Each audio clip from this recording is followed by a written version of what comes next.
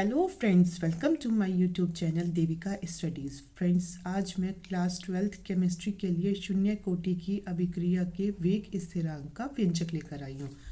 तो आइए देखते हैं क्या है ये व्यंजक। तो ये व्यंजक है हमारा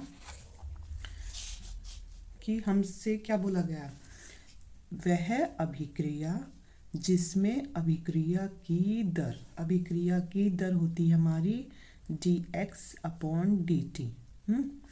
अभिकारक, इसमें हमने अभिकारक लिया है A की सांद्रता, इसकी सांद्रता मतलब A पर कोष्ठक लग जाएगा तो वो उसकी क्या हो जाएगी, सांद्रता के शून्य घात, इसकी जो घात होगी वो क्या होगी, शून्य के समानुपाती या व्युत्क्रमानुपाती होती है।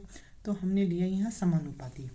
तो यही हमें डेफिनेशन में लिखना है कि वह अभिक्रिया जिसमें अभिक्रिया की दर होती है dx/dt।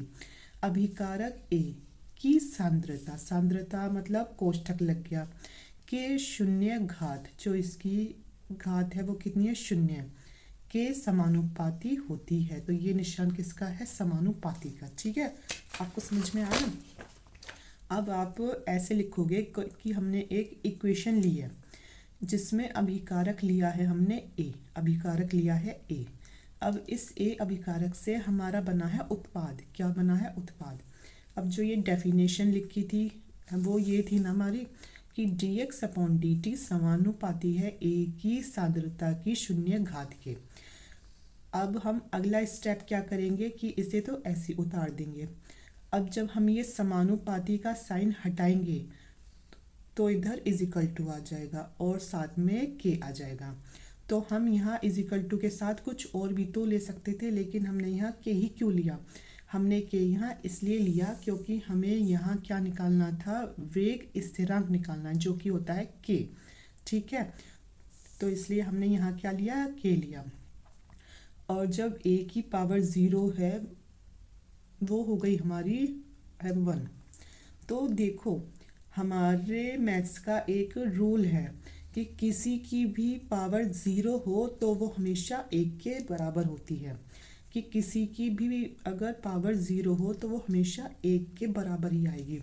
तो अब इसकी जगह क्या आ जाएगा, 1। तो जब k की 1 में गुना करेंगे तो सिर्फ k ही तो आएगा। तो ये तो एज इट इज़ उतार दिया, इजिकल टू उतार दिया, और k की 1 में गुना करी तो k ही आया। अब हमने इसकी क्रॉस मल्टीप्लाई कर दी। कैसे कर दी क्रॉस मल्टीप्लाई, चलो दिखाते हैं। हमारे पास था कि dx/dt इजिकल टू था k। ठीक है, तो हमने इसके नीचे 1 समझ लिया और इसकी आपस में क्रॉस मल्टीप्लाई कर दी। तो dx तो अपनी जगह ऐसी रहा, इजिकल टू ऐसी रहा, k ऐसी रहा अपनी जगह, और ये जो dt था ये इंटू में इसके पास आ गया। ठीक है, तो ये क्या हो गया, dx is equal to k into D T. अब हम इसका क्या करेंगे, समाकलन करेंगे, मतलब इंटीग्रेशन करेंगे। और हमेशा समाकलन अचर राशि का नहीं होता, मतलब स्थिरांक का नहीं होता।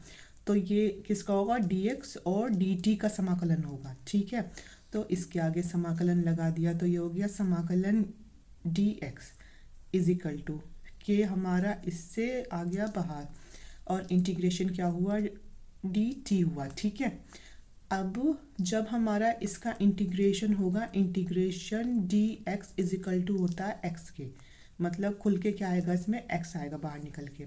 अब इंटीग्रेशन dt का हुआ है तो फिर होगा सिर्फ t निकल के बाहर आएगा, और साथ में कोई अचर राशि ले लेंगे c। तो x equals to k into T plus सी, इसे इक्वेशन 1 का नाम दे देंगे। ठीक है, अब जैसे ही हमने खुद इक्वेशन 1 करी है तो हमारे एकदम दिमाग में आया कि जी अगर हम c की वैल्यू निकाल ले तो हम इसमें रख देंगे इक्वेशन 1 में। तो अब हम c की वैल्यू निकालने के लिए क्या काम करते हैं, हम इसमें t को भी 0 रख देते हैं और x को भी 0 रखेंगे।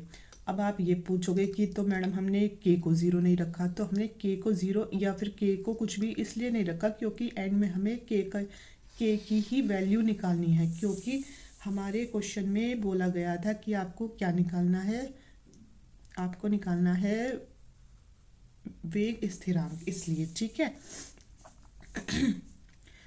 तो अब हम यदि t को भी ज़ीरो रख दें, x को भी ज़ीरो रख दें हो, तो जब x की जगह ज़ीरो रखा, k ऐसे रह गया, इंटू t की जगह भी ज़ीरो रखा प्लस c, तो ये भी ज़ीरो, k की जीरो में गुना करी ज़ीरो और प्लस c, मतलब तो c बराबर आ गया जीरो। अब जो c का मान आया है इसे समीकरण एक में रखने पर, इसे समीकरण एक में रख देंगे c का मान, तो x अपनी जगह ऐसी रह गए, इज इक्वल टू आ गया k इंटू टी आ गया, प्लस c की वैल्यू क्या है ज़ीरो, तो ये आ गया ज़ीरो।